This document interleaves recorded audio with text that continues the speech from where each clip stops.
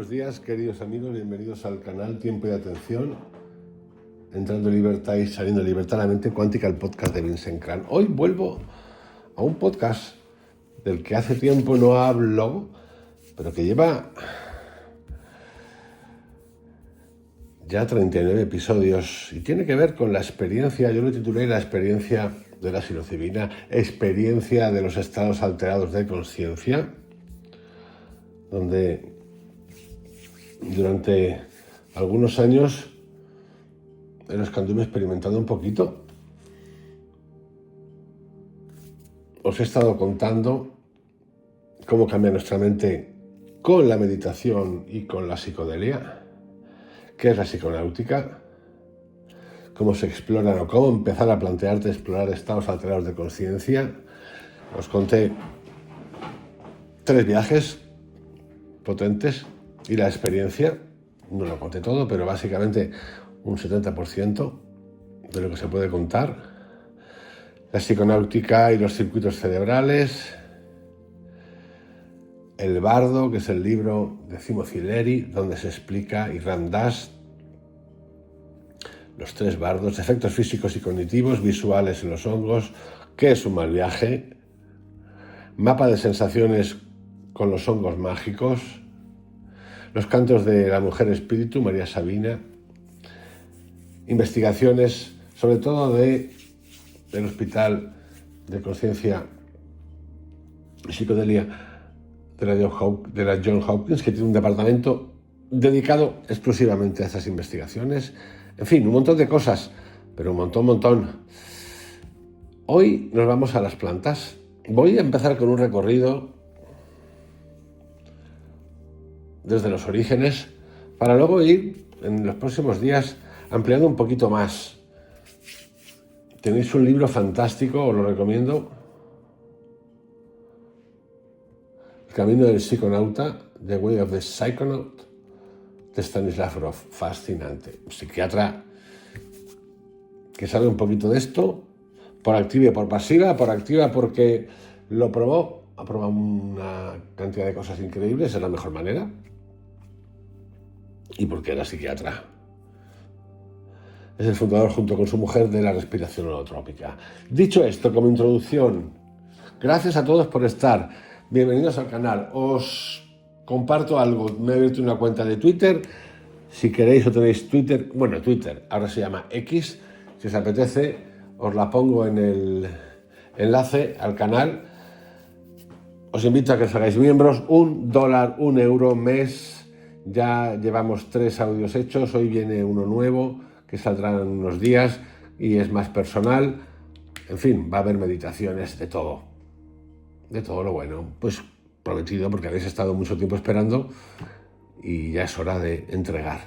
Y también os recuerdo, si a alguien le interesa, los cursos que doy, las sesiones de coaching personal, coaching cuántico, del cual tenéis en el canal. Si pincháis, podéis entrar a la página web y ver todas las cosas que hago y cosas que estoy cambiando. Dicho esto, comenzamos. Antes de adentrarnos en las múltiples sendas de esta exploración psiconáutica de hoy, es importante aclarar que lo que voy a contar no nace de teorías, no son teorías, aunque todos nace de una teoría, pero nace sobre todo y ante todo de décadas de observación directa y de la experiencia vivida por muchos de los personajes de los que voy a hablar hoy. Vamos, que lo han vivido en carne y hueso. Durante más de 60 años, desde que, digamos, se da un salto desde estos enteógenos a los que eran sagrados a la ciencia, se ha estado investigando de manera brutal acerca de los estados de conciencia.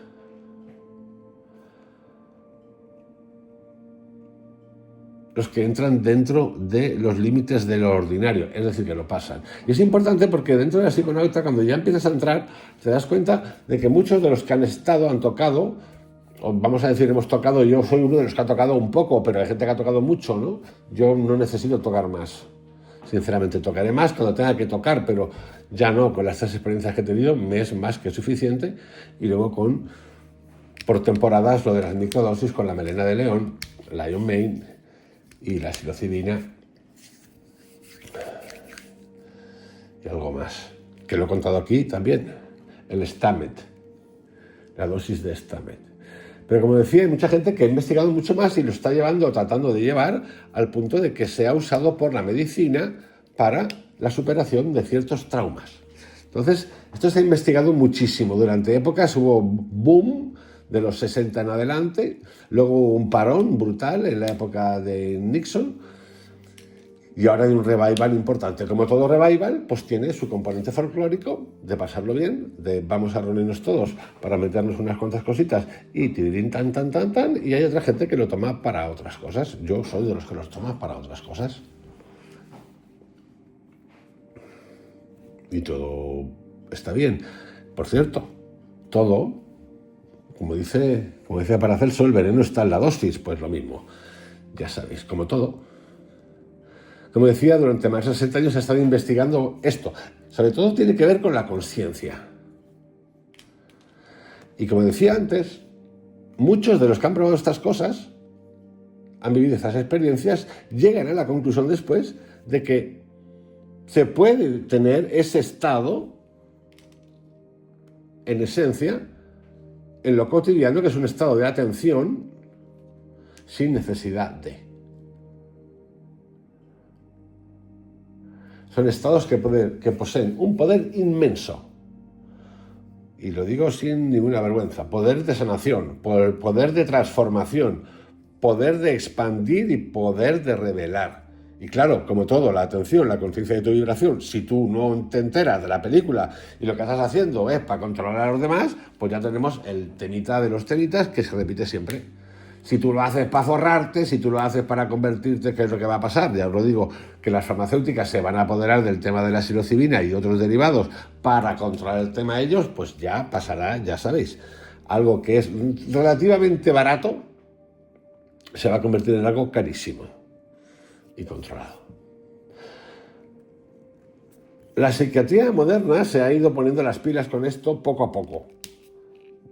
Como toda ciencia, va poco a poco. Y en la ciencia también hay juegos de poder, sin poco a poco, sino mucho a mucho. Y le ha costado mucho nombrarlos. Gracias a la psicología transpersonal, esto se ha abierto.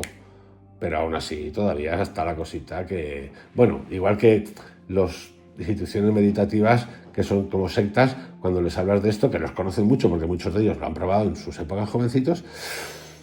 Exactamente. ¿Sabéis cómo el Vivapor ese que te pones en el pecho hace así, que te tira para atrás? Pues lo mismo. Luego hay gente que tiene la mente un poquito más abierta y que dice, sí. Yo recomiendo que lo he recomendado varias veces ya en el canal, ese documental, película acerca de esto, de la meditación, entre un psiquiatra suizo y un centro monástico zen en Suiza. ¡Qué maravilla! En manos del silencio, creo que se llama. Fascinante. Si oís algún ruido, si oís algún ruidito, es que tengo un boli en las manos, que me encanta, que es un paper mate, esos negros que parecen rotuladores, y a veces los muevo. Cuando entro en calorcito, que de esto ya os contaré algunas cositas más para los miembros en el canal, qué significa para mí entrar en calorcito, que es esto lo que estoy sintiendo ahora, entrar en calorcito, me da por coger bolis. Dicho esto, estados que poseen un poder inmenso de sanación, de transformación, de expansión y de revelación, y también de una estupidez a nivel galáctica. Está compensado, tiene que estar compensado. La no dualidad es eso, esa compensación. Y la psicología empieza ahora a dar ciertos saltos y ciertas aperturas que yo creo que tienen un fin, o pueden tener un fin buenísimo. Vamos ahora a lo que se llaman los estados holotrópicos de conciencia. Los estados holotrópicos de conciencia, en general, siempre han sido temidos por desconocidos y muchas veces, incluidos todavía hoy, son considerados como una amenaza para la razón. Pero en realidad yo y tantos otros, mejor dicho, y yo llego después de los pioneros, lo han visto como una expansión de la misma razón,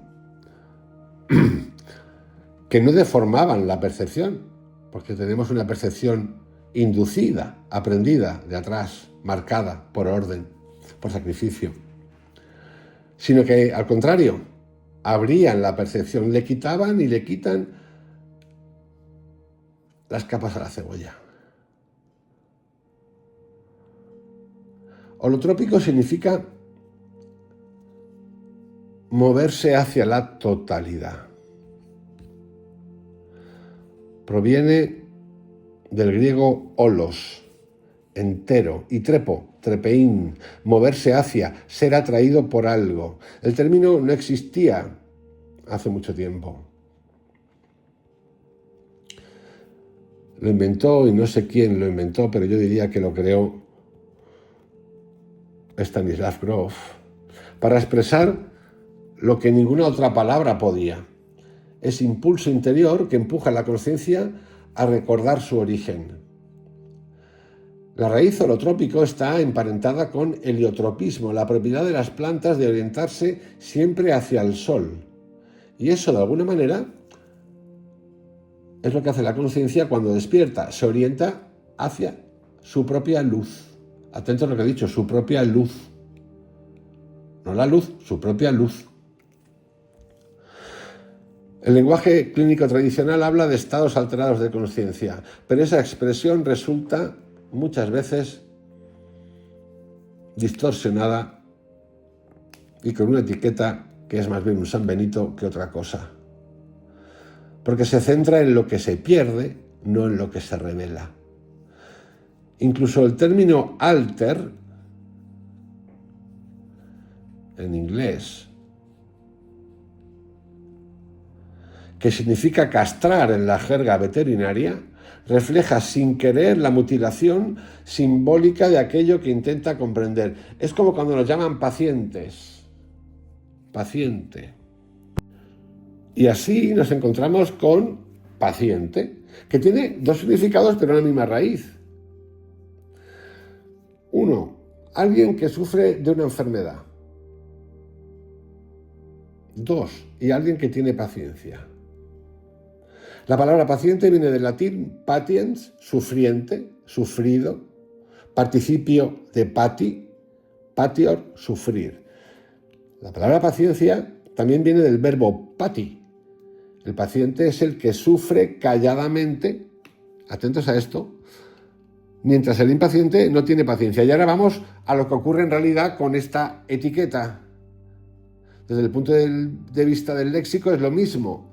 Pues paciente, del latín patiens, patientis, participio del presente de pati, sufrir, soportar, experimentar un proceso o una acción que parte de una causa ajena.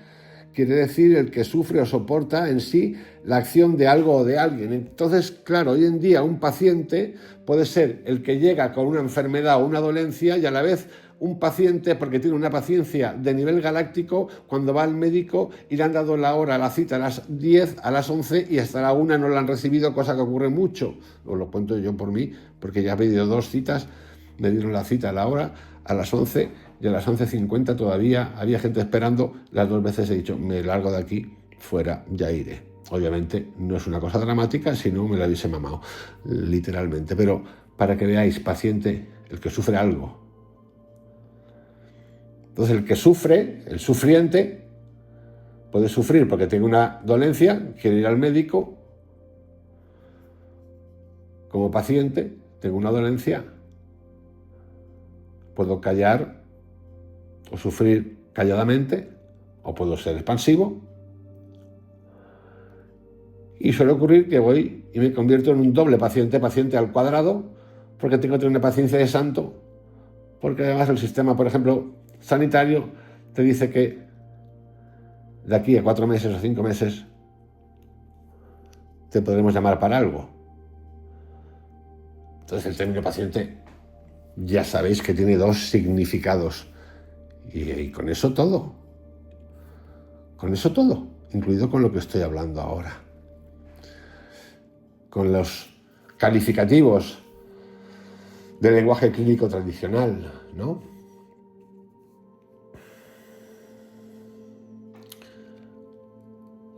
El concepto estados no ordinarios de conciencia es un concepto más neutral.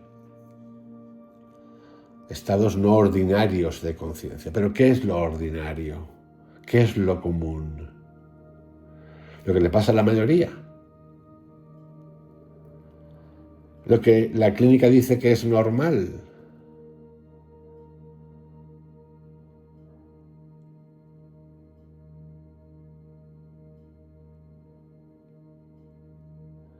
Y el asunto es que en los estados alterados de conciencia, en lo holotrópico, la mente holotrópica, lo que descubrimos es otra cosa, bien distinta. Que es que existe la capacidad de sanar, de guiar y de expandir. Es decir, llegar a una integración más profunda del ser. Y por eso se les llama holotrópicos. Porque no son una fuga de la realidad, son una ampliación de la realidad conocida. A diferencia de los estados alterados o patológicos, los estados holotrópicos poseen una importancia profunda, tanto teórica como práctica. Son los mismos estados que los chamanes principiantes atraviesan durante lo que se conocen como sus crisis iniciáticas, cuando el alma es llevada a sus límites para renacer en un nivel de conciencia más amplio. Y por ejemplo, os voy a contar algo que poca gente sabe y no tiene que ver con estados iniciáticos, ni con estados alterados de conciencia, ni estados holotrópicos. Krishnamurti, si leéis su biografía,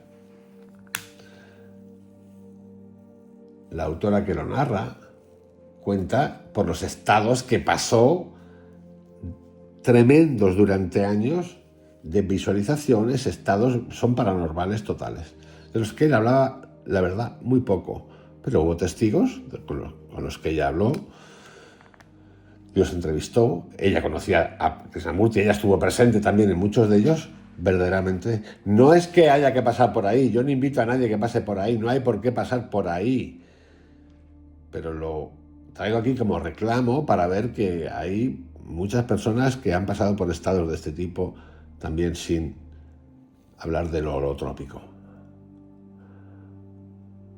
El alma llevada a los límites. Después, esos mismos chamanes aprenden a llevar esos estados inducidos, obviamente con extras,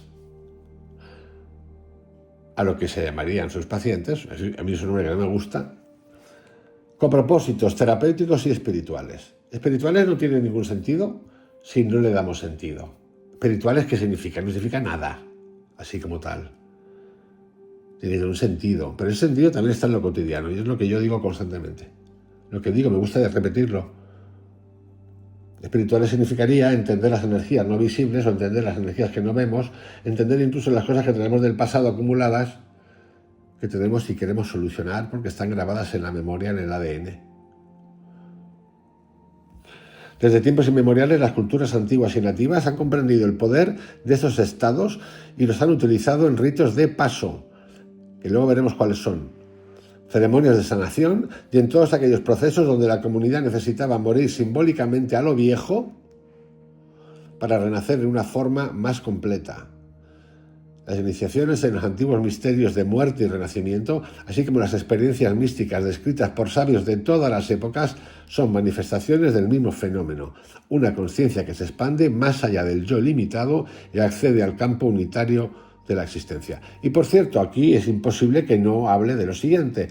Aquí hay mucho chanta también, pero chanta, hay gente que se le ha muerto, personas así, pues igual que con la ciencia se mueren personas, con el COVID y las vacunas yo ni hablamos.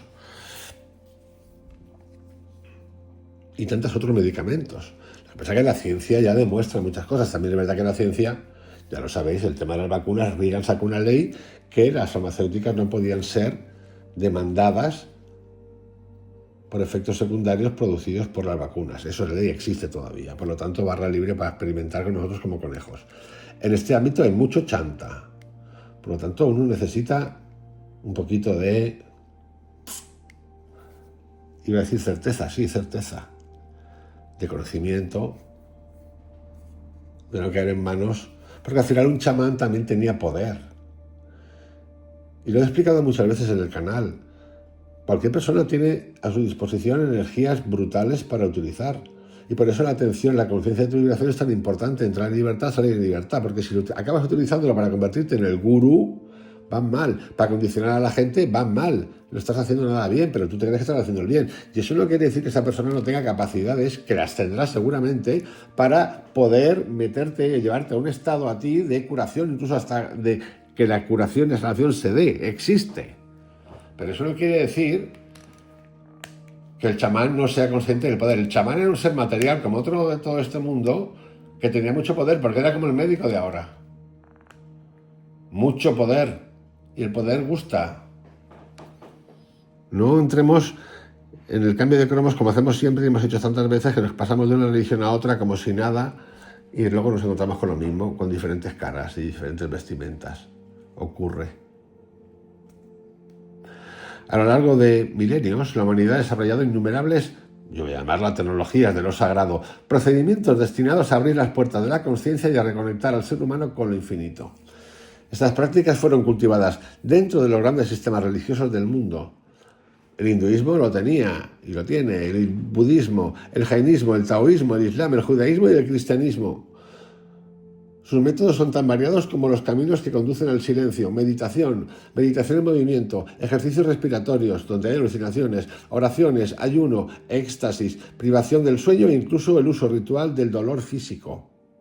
Sin embargo, los medios más potentes han sido y siguen siendo la naturaleza, las plantas psicodélicas y los enteógenos.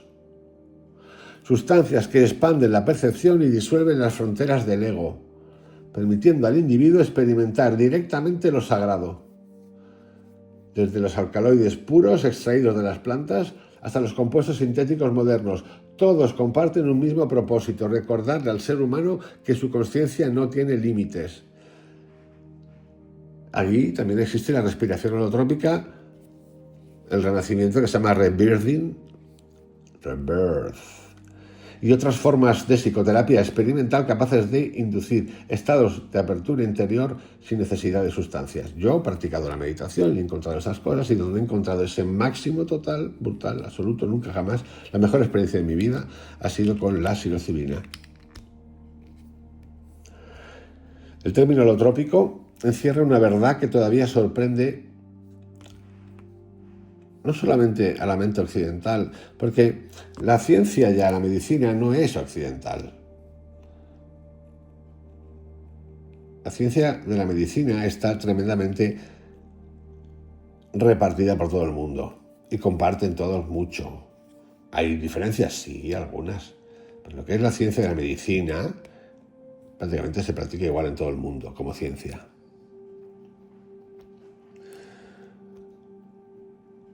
En nuestro estado habitual de conciencia, utilizamos solo una fracción mínima de nuestro potencial perceptivo y experiencial.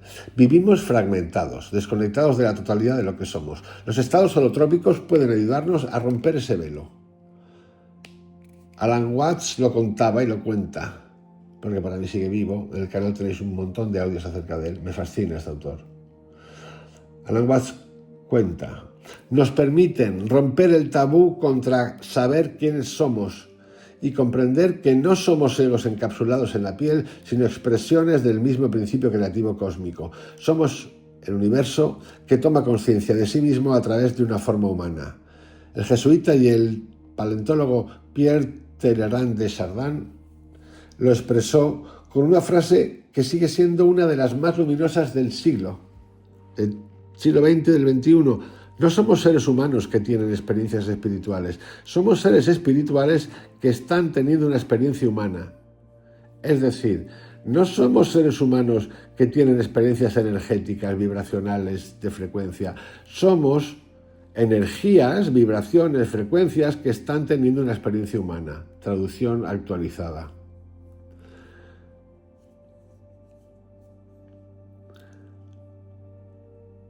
Siempre andamos buscando un origen, que nos solemos buscarlo en el pasado.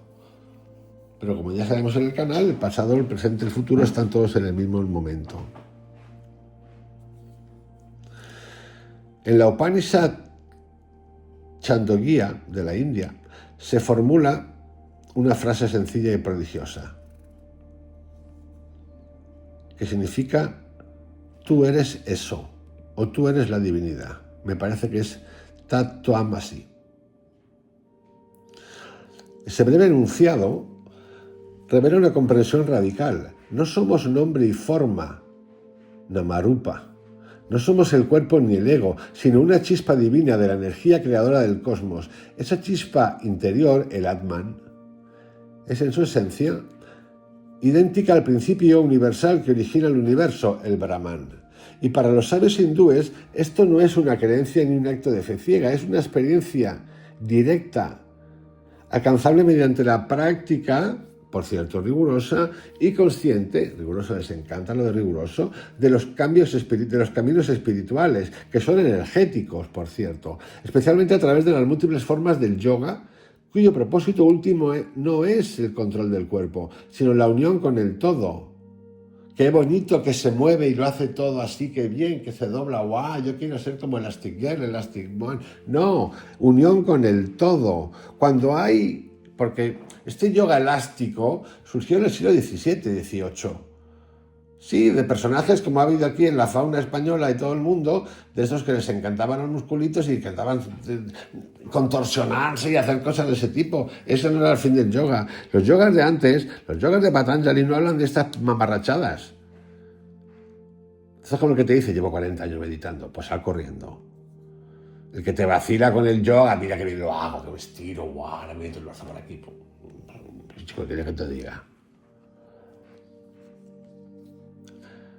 El otro día vi un documental fantástico de Jacques Majol, que fue un buceador, el primer buceador que llegó a los 100 metros, de una película, a través de él, de su historia, se hizo una película fantástica, El Gran Azul, que a mí me fascina, pero claro, la película es una cosa y la realidad es otra. Un personaje interesantísimo, que hacía mucho yoga, pero yoga de verdad. Este se contorsionaba, hacía esas cosas, pero utilizaba el yoga para llegar a unos estados peculiares para poder trascender los límites que en ese momento estaban en 50 metros bajo profundidad, buceo libre. Él llegó a los 100.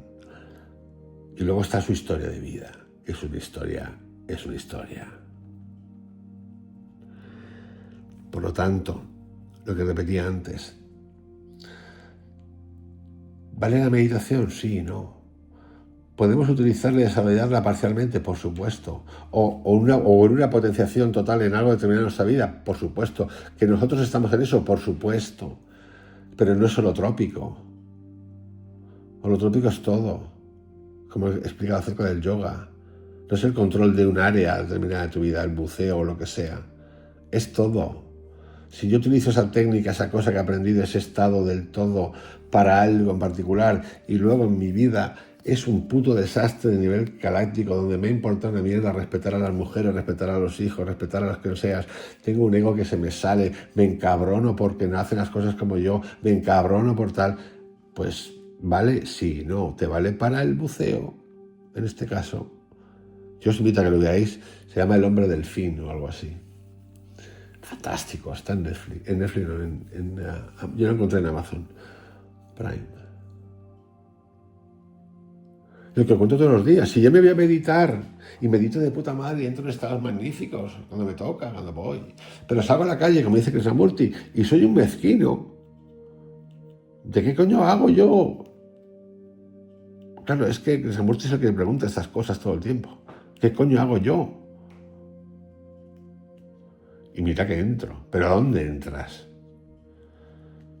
Por eso Krishnamurti hace esa diferenciación entre atención y concentración tan bárbara brillante.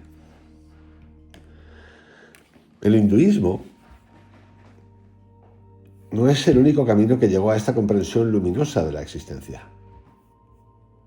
El que llegue el hinduismo, genéricamente alguien se lo crea, ese concepto que es magnífico, no quiere decir que todos los hindúes estén, no, para nada, ni nosotros para nada.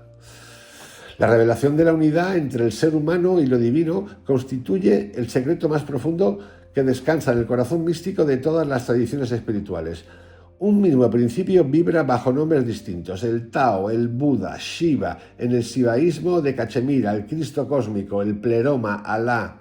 Distintos lenguajes, distintas metáforas, una sola verdad, la conciencia es una. La conciencia es una cuando uno se ha leído los textos y ha vuelto a leerlos y releerlos y saca una conclusión y se va a un foco, porque estos textos fueron escritos por alguien y luego tocados.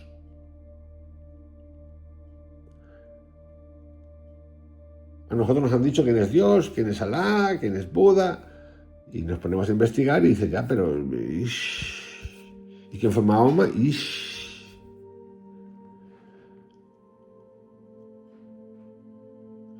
Porque sí que es cierto que los mensajes, que son mensajes recreados por alguien que se salió del sistema, sí que hablan de ese ser, que somos nosotros, excepcional, que entra en libertad y sale en libertad. Pero los textos no hablan de eso.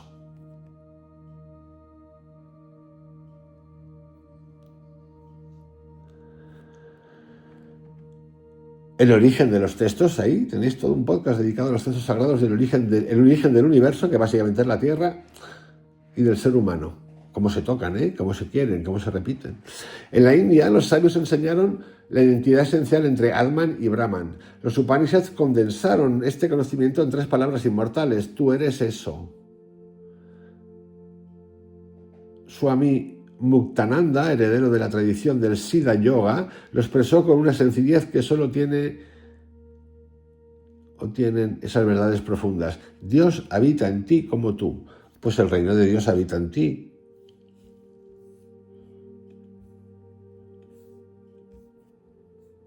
Vamos a ir a otros textos.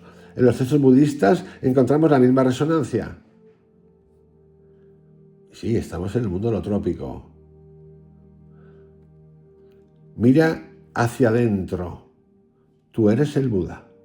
El propósito del budismo no es convertirse en algo distinto, ni alcanzar un estado futuro, sino recordar lo que ya somos en esencia. En el cristianismo místico, Jesús habla con la misma voz interior cuando dice: Padre, tú y yo somos uno. Y añade: el reino de Dios no llega con expectativa, el reino de Dios está aquí, pero la gente no lo ve. El teólogo San Gregorio Palamas profundizó en esta misma intuición. El reino de los cielos, y aún más, el mismo rey de los cielos, está dentro de nosotros. Y el cabalista Abraham ben Semu Abulafia lo proclamó sin rodeos: él y nosotros somos uno. En la tradición confuciana se dice: cielo, tierra y humanidad son lo mismo. Quien se conoce a sí mismo conoce a su Señor, porque su Señor es Él, que está en todo. Finalmente, el poeta sufí Mansur al-Haya, tras haber experimentado esa unión total, tuvo el coraje de pronunciar las palabras prohibidas: Analakak. Yo soy Dios, la verdad absoluta. Por esta afirmación, por haber disuelto los límites entre lo humano y lo divino, fue, obviamente, ejecutado y quemado, como tantos visionarios que se atrevieron a hablar desde la perspectiva directa del ser. Las experiencias holotrópicas tienen el poder de devolvernos esa misma revelación. Nos ayudan a recordar nuestra verdadera identidad, a reconocer nuestro estatus cósmico y a percibir la realidad desde una claridad que trasciende por completo la visión ordinaria de la mente. A veces, este despertar llega de forma gradual, como un goteo de intuiciones, una secuencia de revelaciones que van tejiendo un nuevo mapa del ser. Otras veces, irrumpe de manera repentina, como una explosión de conciencia, un destello que rompe el muro entre el yo y el todo. Sea cual sea la forma, el resultado es siempre el mismo. Una comprensión silenciosa, vasta y simple, de que no somos fragmentos perdidos del universo, sino la totalidad misma experimentándose a través de una forma humana. Lo holotrópico, lo psiconáutico, el nauta, el viajero, psico, la mente, hacia adentro, es el viajero que va al interior. Podemos entender la psiconáutica como la exploración sistemática y consciente de los estados holotrópicos de la mente. Es la búsqueda interior más antigua de la humanidad. Un viaje destinado no solo a comprender el alma, sino a sanarla, expandirla y reintegrarla en la totalidad de lo que existe. La psiconáutica se manifiesta en muchos caminos, en lo terapéutico, en lo artístico, en lo filosófico, en el ritual, en el espiritual, en el científico y añado una cosa más, en lo cotidiano. Pero en todos ellos late un mismo impulso, el anhelo de trascendencia, de trascender la materia, de trascender el dolor, de trascender la intención. Esa necesidad profunda del ser humano de ir más allá de sí mismo, de tocar el misterio con sus propias manos, porque no nos reconocemos. El médico y escritor Andrew Weil, en su obra La mente natural, The Natural Mind, describió este impulso como el deseo más hondo del alma humana, más poderoso incluso que el impulso sexual. Porque en el fondo la psiconáutica, el viaje del nauta, es el movimiento del espíritu hacia su origen, el recuerdo de lo que somos antes del pensamiento, antes del miedo, antes del nombre. Y aquí hay una pregunta que yo me hago mucho. ¿Por qué vuelvo? Quiero volver al origen, si vengo del origen. Y ahí viene la pregunta otra vez, mi Krishnamurti. ¿Qué pasó para salirme del origen? ¿Por qué me salí del origen? Si vuelvo al origen es porque hubo un origen, una esencia, una pureza, una perfección, llamarlo como os dé la gana, que ha ocurrido en el camino. ¿Y qué pasa? ¿Ese vuelvo, ese salgo? ¿Eso es un ciclo, no es un ciclo? Y son preguntas, ¿eh? Y los primeros psiconautas viajeros fueron los chamanes del Paleolítico. Pero hay teorías por ahí, de hecho he contado algo en el podcast que tengo titulado La experiencia psilocibina, donde hay libros que hablan de que incluso la teoría del desarrollo del ser humano puede venir de aquí, de que algún homínido, que obviamente comía honguitos porque estaban por ahí de lo que más hay en el mundo, pues si no lo sabíais,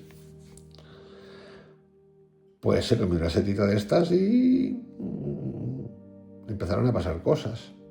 Sí. Yo me acuerdo mucho de la historia de María Sabina. Qué historia tan fascinante. Los españoles, cuando fueron allá, a México, América, se quedaron flipados y lo reflejaron en sus textos, los honguitos de Dios, la carne de Dios. ¡Pua! Lo prohibieron. Bueno, pasaban muchas cosas más, además, con los honguitos de Dios, porque algo le daban a los otros que los tenían en estados alterados de conciencia y ahí pasaban muchas cosas, por eso muchas cosas malas, feas. Si seguimos el hilo del tiempo hacia atrás, descubrimos que la práctica de inducir estados expandidos de conciencia se remonta a los albores mismos de la humanidad. No fue un hallazgo moderno, ni una invención cultural. Fue una llamada ancestral, un instinto profundo que guiaba al ser humano a conectarse con lo invisible. Alguien se comió un hongo en algún momento que era un hongo psilocibio. Sí. Alguien tuvo que ser el primero. O la primera. El chamanismo representa la raíz más antigua de esta búsqueda. Es al mismo tiempo sistema espiritual, arte de curación y ciencia sagrada. No olvidemos lo que he dicho antes, y también chanta y control. Cuidadito con esto. Sus orígenes, porque si no nos vamos, los chamanes ya está, toda locura. No. El chamanismo representa la raíz más antigua de esta búsqueda. Sus orígenes se pierden entre los 30 y 40.000 años atrás, en las profundidades de la era paleolítica, cuando los primeros misionarios dejaron grabado su universo interior en las paredes de piedra, las cuevas de las caus, como se diga, las de Font de Gaume, la de Les Trois Frères, los tres hermanos, y Altamira son mucho más que un testimonio artístico, son templos del alma prehistórica, lugares en donde el ser humano comenzó a dialogar con los espíritus del mundo. Espíritus son formas energéticas, vibracionales. En sus muros encontramos caballos salvajes, bisontes, mamuts, ciervos, íbices, lobos, rinocerontes y renos, animales que compartían con ellos el territorio de la Edad de Piedra. Pero entre esas formas reconocibles aparecen también criaturas imposibles, seres híbridos de significado mágico, como el animal mítico de las caus, un ser de largos cuernos paralelos. Buscarlo. Vais a internet y lo veréis, vais a flipar. Una suerte de doble unicornio que evoca las máscaras ceremoniales de los aborígenes australianos. Y aquí aparece un lenguaje simbólico, el lenguaje simbólico del trance.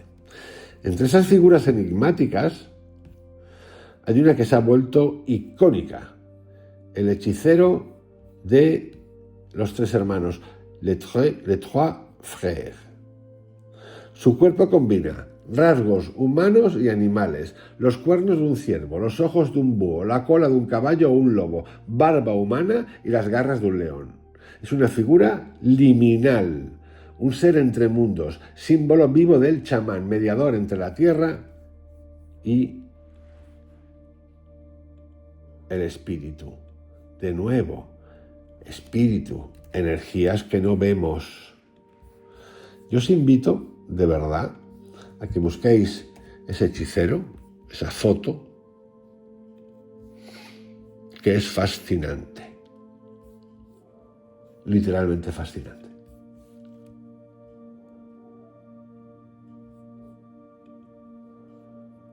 En el mismo complejo de cuevas aparece otra talla conocida como el Señor de las Bestias, que preside un paisaje de abundancia y comunión, rodeado de animales como si todos participaran de una misma danza sagrada. Buscar también ese hay un retablo, se ha nombrado la primera muestra en piedra, si no recuerdo mal, creo que se encontró en Argelia, o en esa zona de Argelia, donde había una imagen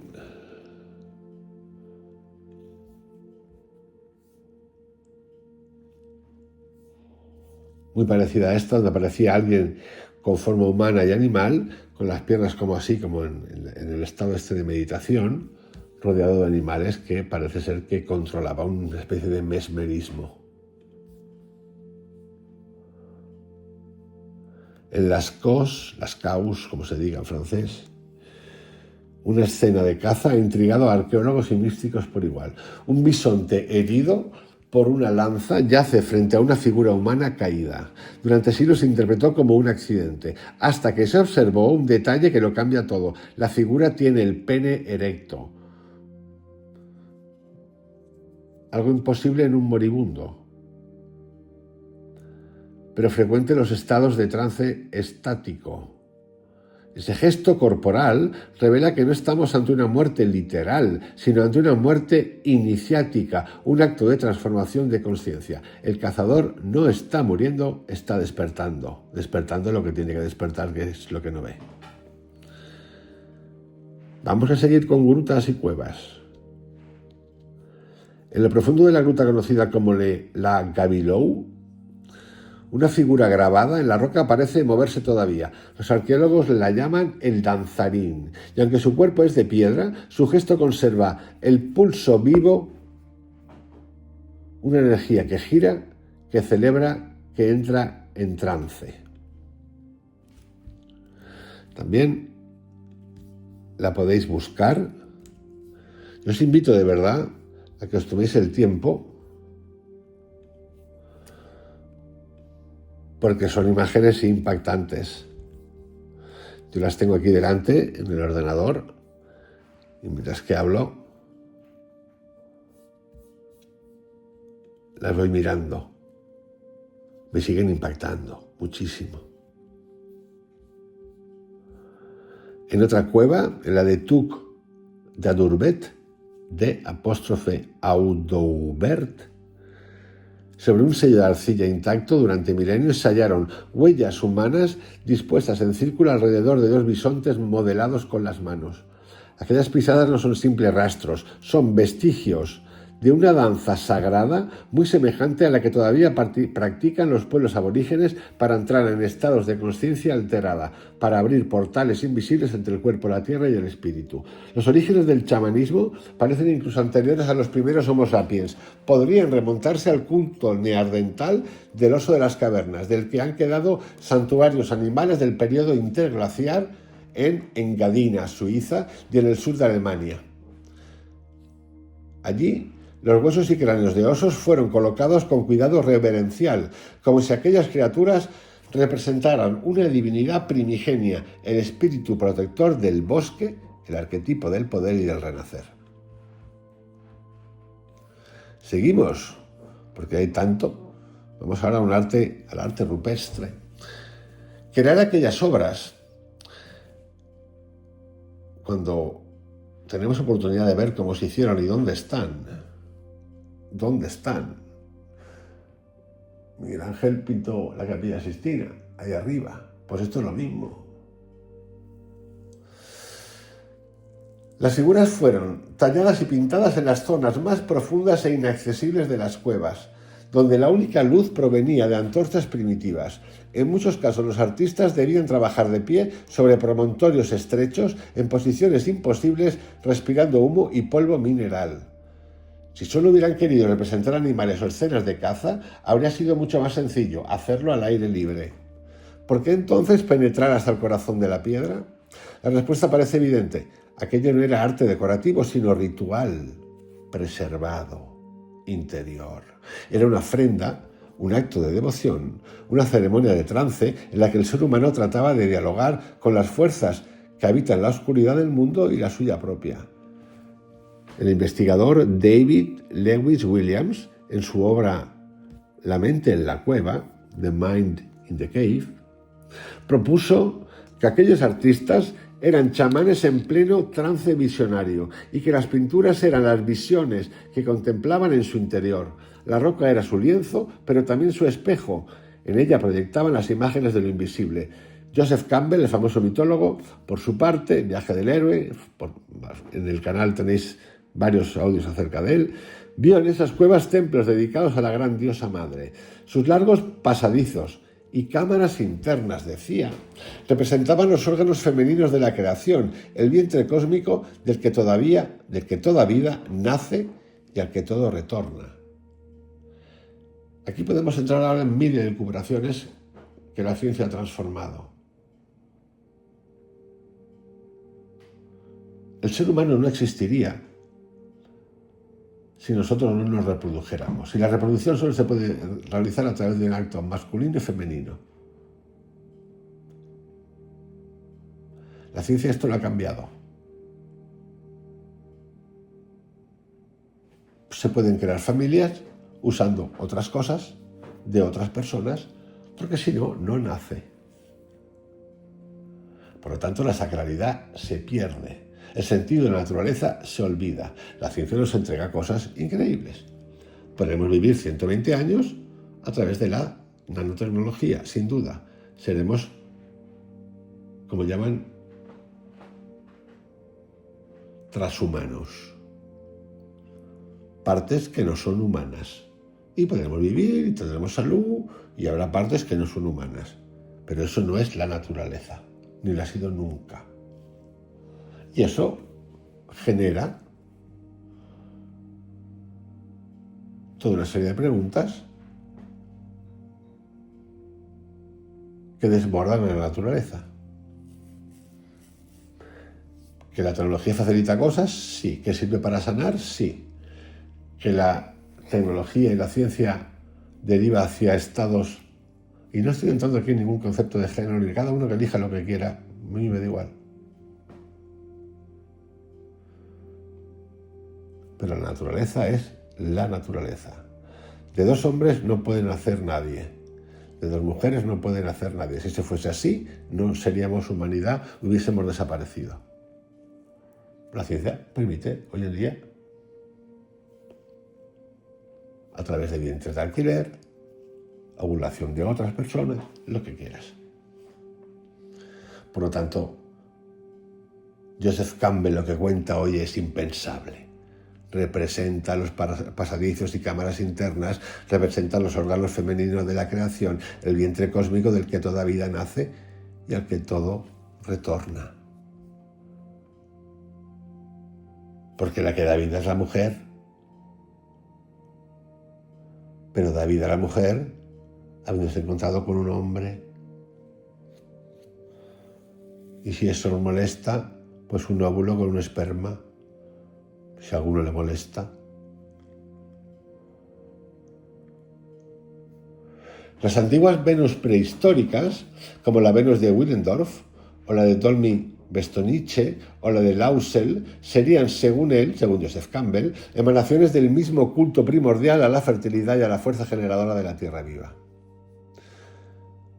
Pero el chamanismo, después de esta revisión que hemos hecho profunda, no pertenece solo al pasado remoto. Es en realidad un fenómeno universal, una corriente viva que atraviesa todas las culturas, todos los tiempos y todos los continentes. Se lo encuentra en América del Norte, Central y del Sur, en Europa, África, Asia, Australia, Micronesia y Polinesia, nombres de ahora, en otros momentos se llamaban de otra manera. Que tantas civilizaciones distintas, separadas por océanos y milenios, hayan desarrollado técnicas similares de trance, sanación y comunión espiritual, no pueden ser una coincidencia. A mí esto me interesa muchísimo porque es el principio y el origen de todo. El miedo del ser humano ante un rayo, ante un fuego. El miedo. Hay un miedo natural por peligro, un león, un tigre, lo que tú quieras. Pero luego hay un miedo creado. La necesidad del ser humano de crear algo que está por encima. Yo no sé en ese momento si había cosas por ahí o no. Yo no sé tampoco las teorías que existen hoy en día de que si nos han usado o creado genéticamente otras civilizaciones. Yo puede ser, no lo niego nada. Está lo tradicional, la ciencia lo que cuenta, pero que no acaba de concentrar. Le falta un eslabón. ¿Cómo aparece la conciencia en el ser humano? Entonces el factor del miedo es importante. ¿Por qué nos conectamos con el miedo? Y creamos dioses de terror. Lo malo. Las energías malas. ¿Qué pasó ahí? Y todos hablan básicamente de lo mismo. ¿Por qué hay personas que hacen un viaje de psilocibina y tienen una experiencia estática alucinante? ¿Y por qué hay personas que se van a lugares de terror que luego los trascienden? O algunas no, porque hay que contarlo todo. No todo el mundo que tiene una experiencia de psilocibina o de DMT tiene una experiencia estática que ve, que siente guau. No, aquí el campo es muy grande. Hay gente que le pasa eso, gente que tiene trauma, gente que tiene pánico y trasciende porque se está muriendo para renacer y es un super viaje, y gente que tiene terror y sale de un terror que de cojones. Y sí.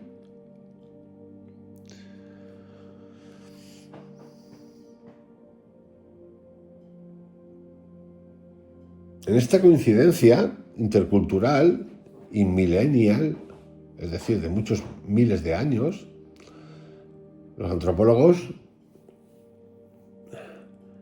y los que no son antropólogos sugieren que los estados holotrópicos, productos de estos enteógenos, hongos en particular, plantas, activan algo que los antropólogos llaman la mente primordial, una capa profunda y arcaica que la psique humana que trasciende la raza, el género, la cultura y la época histórica. Una conciencia que no pertenece al individuo, sino a la especie. Pero algo no está bien, y yo me lo pregunto. ¿Por qué nos conectamos con el miedo? ¿Por qué apareció el terror? Sí, esa lucha entre el bien y el mal. Espíritus que querían poseer, eso de toda la vida, incluso esta antiquísima chamanista. ¿Por qué? ¿Qué pasa ahí?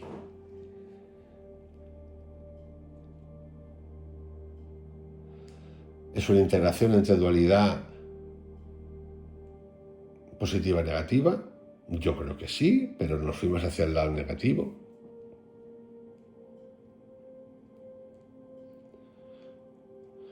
¿Qué son ese tipo de energías espaciales? No digo de ovnis, espaciales, que está flotando en los bosques, donde tú quieras, en el mar, con nosotros, que tiene esas tendencias negativas de posesión. Para que exista la palabra bien, tiene que existir la palabra mal. Para que exista la palabra cielo, tiene que existir la palabra infierno. Si no, no tiene sentido.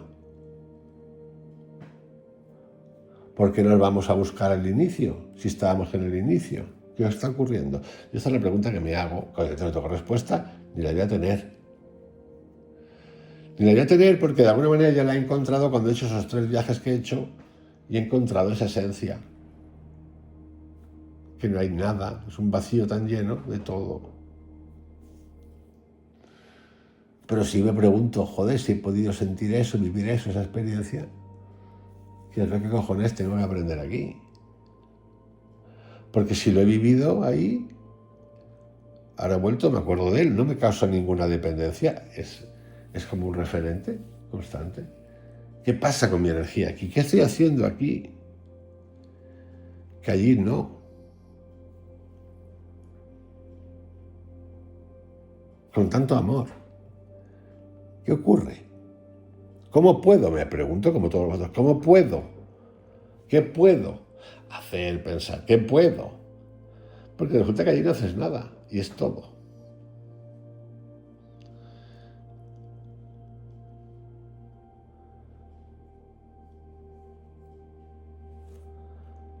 Cada día menos, pero todavía queda,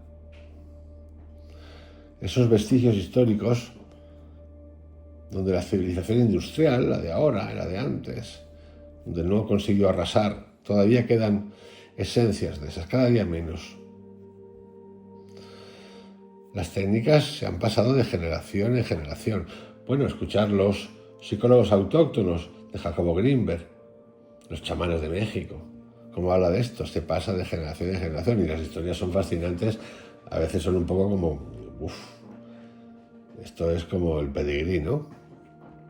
Luego se pelean entre ellos por quién pasa y quién no pasa.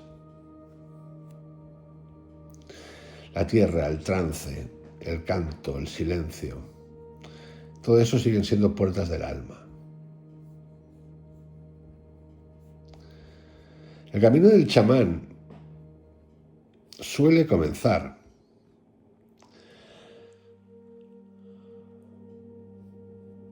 con una crisis psicoespiritual espontánea. Pero esto es lo que nos han contado siempre.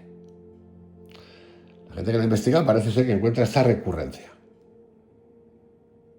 Yo la acepto como tal, pero digo que no tiene por qué ser así siempre. Lo llaman la enfermedad chamánica. Fácil de identificar con una especie de locura. No es un desorden, sino una irrupción del misterio de la consciencia. Durante este proceso, el futuro chamán vive en un estado visionario intenso. Desciende al inframundo, al reino de los muertos. ¿Veis las palabritas? Eso es lo que se preguntan siempre. Y han hecho esos viajes y hay gente que nos ha hecho, lo he explicado antes, en la psilocibina puedes ir al reino de los muertos o al otro. En ese reino es atacado por espíritus, desmembrado, probado, aniquilado simbólicamente, 1000 cosas. Pero esa muerte no es el final. Después del ascenso viene el renacimiento. Apocatástasis Pantón. La conciencia asciende hacia los reinos luminosos del cielo, llevando consigo la memoria del abismo. Esa experiencia de muerte y resurrección, que por cierto se da, a mí se me dio varias veces en esos viajes, muerte y resurrección, algunas veces se da con trauma, otras veces sin trauma, es el eje iniciático de toda transformación chamánica. Quien regresa de ese viaje ya no pertenece del todo a ese mundo. Entonces, lo que podemos hacer es pensar también que nosotros somos chamanes en potencia. Todo el que ha vivido una experiencia de este tipo es un chamán en potencia.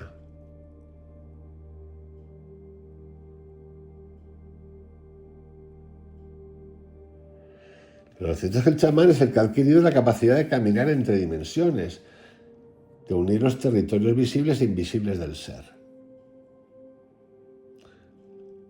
¿Cuánta injerencia, les podemos hacer la pregunta, tiene que haber o puede haber entre mi energía vital que tengo aquí ahora y la energía que no veo de espíritus, energías que son que hay por ahí y que pueden venir del pasado o que existen que yo no veo, como dicen los chamanes?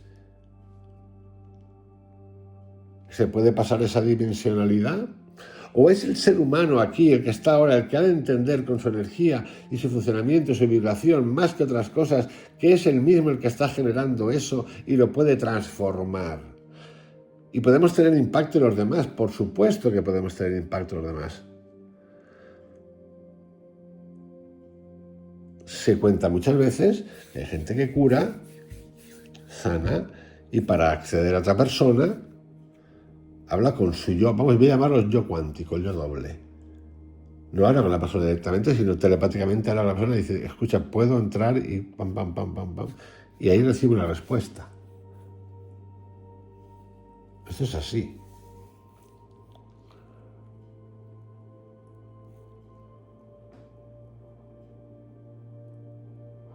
El chamanismo y los estados holotrópicos son inseparables.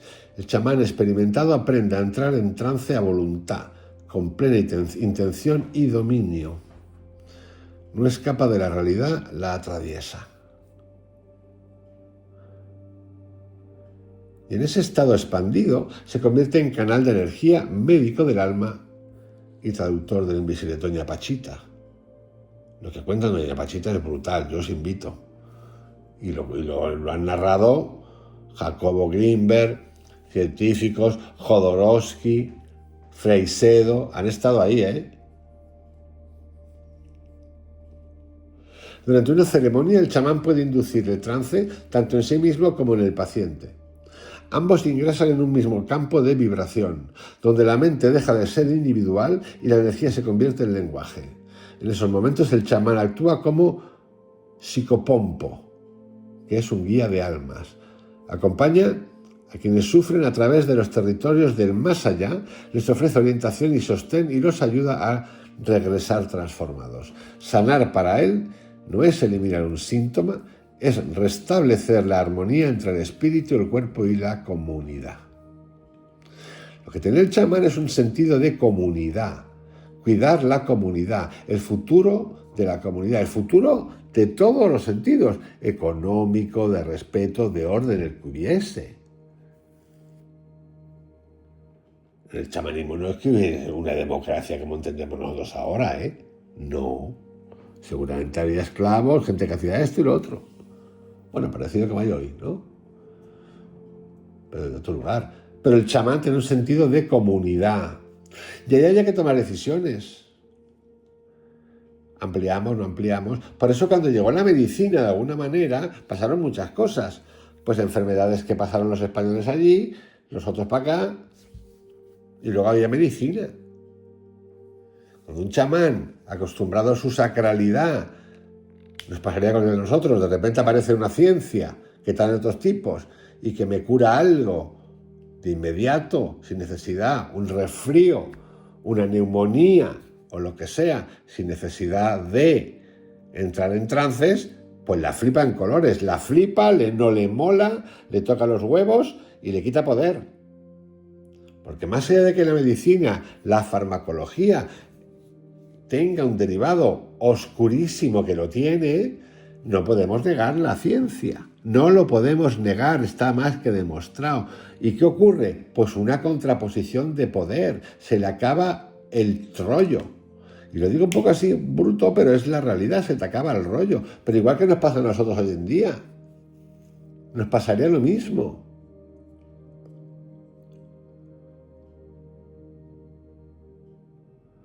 Es importante que entendamos las cosas con perspectiva, porque si nos cegamos, en el momento en que el ser humano desarrollemos la capacidad de autocura total, no hace falta que vivamos esta vida, no tiene sentido. Es un ejercicio diario y cotidiano el que hacemos para desarrollarlo. Y vamos a poder impactar en cosas nuestras. Por supuesto que sí. Y te vas a curar de cosas. Por supuesto que sí. Pero en el momento que tú tengas maestría, entendamos eso, no tiene sentido. No tiene sentido porque deja de tener sentido todo lo que hacemos aquí. El sentido del trabajo como lo entendemos, el sentido de la competencia, el sentido del tener más, el sentido de la hipoteca, el sentido del poder, el sentido de la justicia. No tiene sentido, se va todo a la mierda, literalmente. Perdón, pero es así como lo veo. Entonces es un trabajo que tenemos que hacer y que hacemos, pero que no tiene sentido en el momento que lleguemos al punto de decir yo me autocuro. Y la historia, por lo menos para mí, tiene que ver con entender qué es la muerte. Nosotros cuando entendamos qué es la muerte, habremos trascendido todo. Pero el sistema no quiere que entendamos la muerte. Y esta es la historia, es más que economía, es más que poder. Si nosotros entendiéramos, supiéramos qué es la muerte y qué pasa con la muerte, que es un tránsito, se acaba el rollo patatero de las religiones, de la economía, del poder, de los malos, de los buenos, de todo. Se acaba literalmente. Ese es el gran ejercicio, entender la muerte. Para que no pasen cosas como las que pasan, que nos pasan a todos también, pero cuando uno tiene montado un chiringuito, ¿no? Ya lo he contado muchas veces, se muere Gandhi, todos los del desapego, los que entienden el más allá, los más iluminados de los iluminados, acaban repartidas sus cenizas en 3 instituciones, entre ellas los de Ananda, los de Yogananda, la Self-Realization. Tiene cojones la cosa, y tardan un taco de años en devolverla para que el pobre Trimurti, Gandhi se junten los 3 en uno. Tiene huevos la cosa, pero esto la gente le importa un pepino, porque lo que quieren es el borreísmo. Entender la muerte. Si tú entiendes la muerte, no le tienes miedo a la muerte.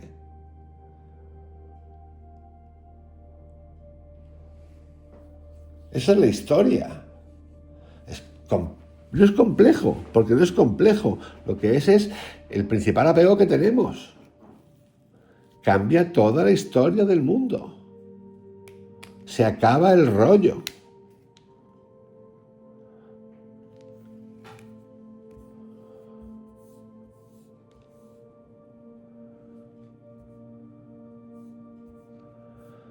Nos hemos saltado hoy en día los ritos de paso.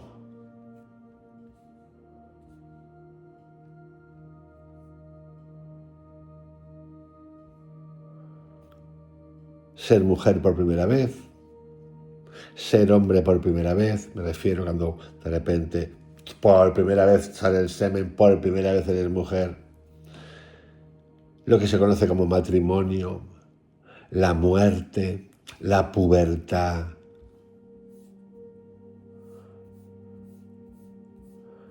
Hoy los ritos de paso están totalmente trastocados, están vulgarizados. No tienen sentido, no caben en nuestro concepto de humanidad, pero es gracioso porque no caben, pero siguen biológicamente en nuestra vida. Pero nosotros los tratamos con miedo, con susto, con trastornos mentales psicológicos. Los hemos roto porque no sabemos ni entendemos el sentido de comunidad, porque nos hemos convertido y nos han hecho ociosos de mente. Solo el placer, solo la materia, el cuerpo en venta. Nosotros vendemos el cuerpo. Nosotros somos prostitutas y prostitutos todo el puto día, aunque pensemos que no. Y decimos, no, hostia, tal. No. Nosotros estamos literalmente todos prostituidos, sin ninguna duda. ¿No os gusta la palabra? Lo siento, pero yo es lo que pienso. Yo primero también. Pero esos ritos se han roto. Nosotros hemos avanzado, el ser humano, en ciertos aspectos de la vida fantásticos, hemos empezado a romper las reglas, incluidas las chamánicas, para desarrollarnos, liberarnos, pero en el camino hemos hecho una merda importante. Porque hemos pasado de un sentido con toda una serie de cosas castrantes, sin lugar a dudas, a otras que estamos buscándoles el sentido que han traído el desate total de la salud mental a mal. A mal. Hemos involucionado y pensamos que hemos evolucionado. económicamente, socialmente, religiosamente, poco, porque como se han apoderado de todo desde hace miles de años, la cosa no hemos evolucionado mucho.